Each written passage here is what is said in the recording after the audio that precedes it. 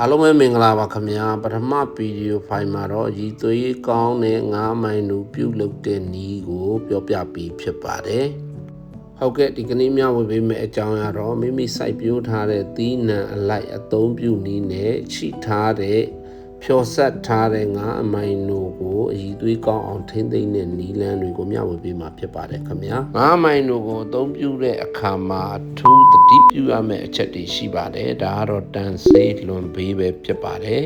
များရင်လုံးဝမကောင်းပါဘူးအပင်ဟုန်သွားတတ်ပါတယ်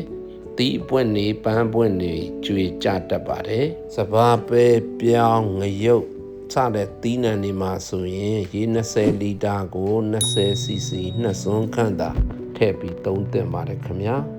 ဟင်းသီးဟင်းရွက်စိုက်ခင်းတွေမှာလည်းထိုနှုံးထားအတိုင်းပဲအသုံးပြုနိုင်ပြီး10ရက်တစ်ချိန်သုံးပေးလို့ရပါတယ်9မိုင်တို့ဖြော်ဆက်ထားတဲ့ပုံကို AP6 တွေ့တဲ့နေရာမှာထားပေးပါနေအောင်ကြီးကျတဲ့နေရာမှာမထားပါဘူးနောက်တစ်ခုကရေရောပြီးမထားပါဘူးခင်ဗျာအသီးအပွင့်တွေဝေစားတဲ့အချိန်မှာ9မိုင်တို့တစ်မျိုးတည်းသုံးလို့မရပါဘူးတခြား MPK အားဆေးတွေနဲ့တွဲဖြန့်ဖို့လိုအပ်ပါတယ်ခင်ဗျာ